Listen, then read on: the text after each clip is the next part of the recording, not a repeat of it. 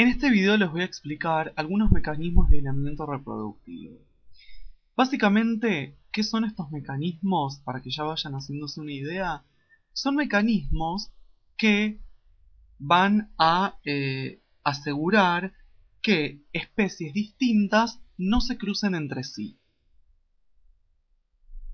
Antes de empezar a ver estos mecanismos, quisiera recordar el concepto biológico de especie. SPP, especie. Quiero recordar el concepto biológico porque van a ver que influye después en la interpretación de los distintos mecanismos. Una especie es un conjunto de individuos con las siguientes características. Tienen parecido físico, es decir, se parecen entre sí. Habitan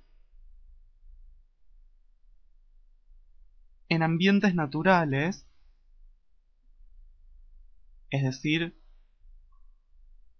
en ambientes de la naturaleza. Se reproducen entre sí, es decir, que tienen la capacidad reproductiva.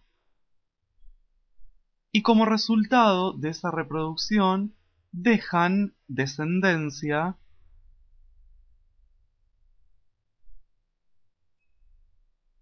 pero descendencia no con cualquier característica, sino descendencia fértil.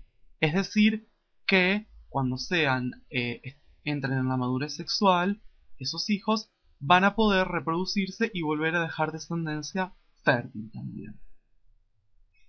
Entonces, recordando este concepto biológico de especie, podemos entrar ahora a analizar un poco estos mecanismos de aislamiento reproductivo que recién les estaba comentando. El aislamiento en la reproducción es, diría yo, un tema central para las especies. Aislamiento, obviamente, de la reproducción respecto a otras especies. Aislamiento reproductivo respecto a otras especies es uno de los puntos centrales, digamos. Esas especies, o cada especie, mejor dicho, tiene un reservorio génico o un pool génico específico o propio, que comparten entre ellos y no con otras especies. Es decir, los individuos de una especie comparten ese mismo reservorio génico, es decir, los mismos genes, pero no con los genes de otras especies. Por ejemplo, una especie de tortugas tiene su propio reservorio génico que no comparte con la especie de tortugas de agua, por ejemplo. ¿Tá? Las tortugas de tierra tienen su propio reservorio génico que no es el mismo que el reservorio génico de las tortugas de agua. ¿Tá? Entonces, para mantener este reservorio génico, tienen que desarrollar determinadas claves justamente para mantenerlos.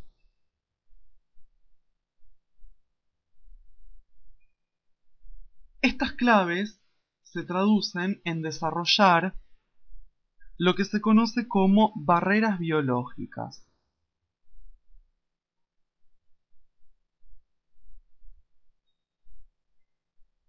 Y estas barreras biológicas son las que van a asegurar el aislamiento reproductivo. Estas barreras biológicas que aseguran el aislamiento reproductivo y que van a asegurar que especies distintas no se crucen, está dada por distintos mecanismos. Distintos mecanismos que ahora, en la siguiente diapositiva, les voy a contar cuáles son. Un tipo de mecanismos se denominan precigóticos y otro tipo de mecanismos se denominan postcigóticos. ¿Cuál es la diferencia entre uno y entre otro? Que los mecanismos precigóticos impiden directamente la formación de la cigota. Entonces, en los precigóticos impiden que se forme la cigota o huevo, perdón. Y los mecanismos postcigóticos son los que, cuando se forman cigotas que son interespecíficas, es decir, cigotas que resultan de especies distintas, y afectan el desarrollo y la viabilidad de justamente los híbridos que se formaron. Pero bueno, estas las vamos a ver más adelante. Ahora quiero desarrollarles un poco las barreras o los mecanismos precigóticos. Hay distintos tipos de mecanismos precigóticos. Por ejemplo, uno de ellos es el mecanismo precigótico de tipo ecológico. El ecológico hace que no se produzca el apareamiento entre las distintas especies porque, digamos, los individuos reproductores de cada especie se encuentran en distintos subambientes dentro de un mismo ambiente. ¿Qué quiere decir esto? Por ejemplo, si yo considero que este es el ambiente, puedo tener un subambiente con una especie A y puedo tener otro subambiente con la especie B. Entonces, los organismos reproductores de esta no se pueden reproducir con los organismos reproductores de la especie B porque se encuentran en distintos subambientes dentro de un mismo ambiente. Es una barrera ecológica, ¿sí? Por estar distanciados. Después tenemos otra barrera, que es la barrera sexual,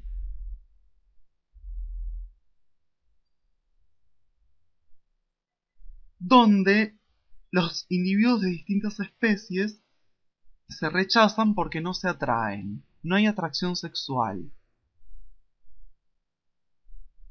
Y esta no atracción sexual tiene que ver con distintos comportamientos. Esto, por ejemplo, tiene que ver con las feromonas que tienen, por ejemplo, los insectos. Son sustancias que las reconocen individuos de la misma especie. Después tenemos, por ejemplo, mecanismos o barreras mecánicas que tienen que ver con diferencias morfológicas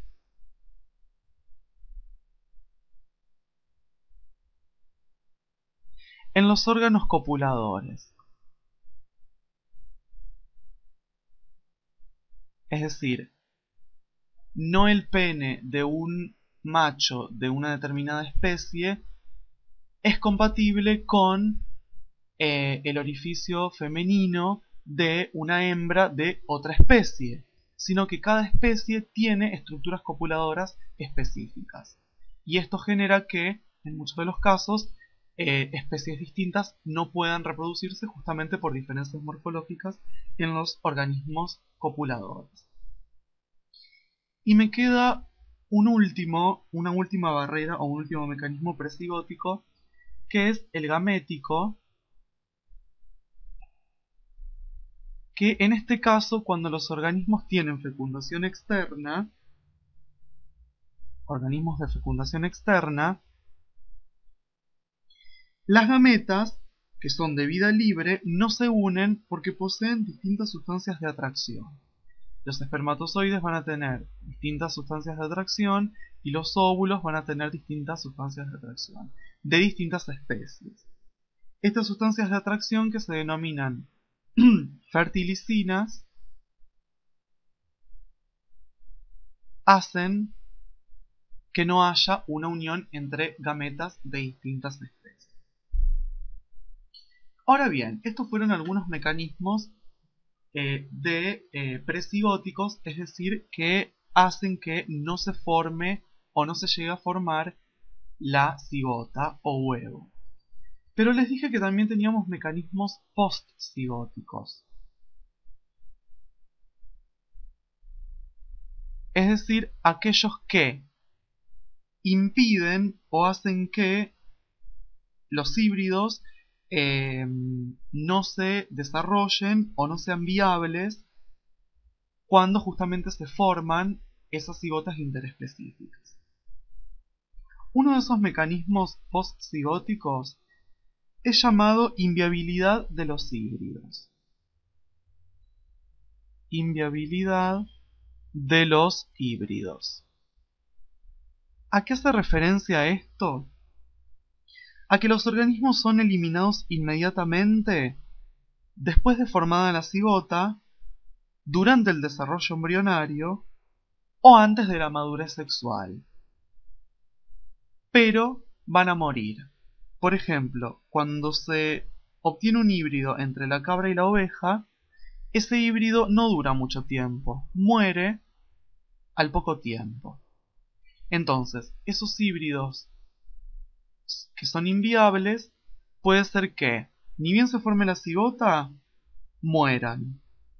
Que mueran durante el desarrollo embrionario, es decir, no lleguen a nacer, o que si nacen, mueran antes de alcanzar la madurez sexual y puedan reproducirse. Y otro mecanismo postcigótico es el denominado esterilidad gamética. La esterilidad gamética, ¿a qué hace referencia?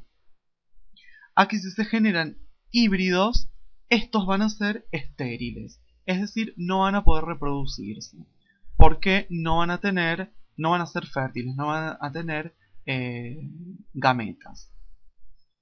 Entonces, bueno, con esto lo que quise fue darles un panorama un poco básico sobre los distintos mecanismos que hacen que que distintas especies no se puedan cruzar entre sí, ya sean mecanismos precigóticos o mecanismos postcigóticos.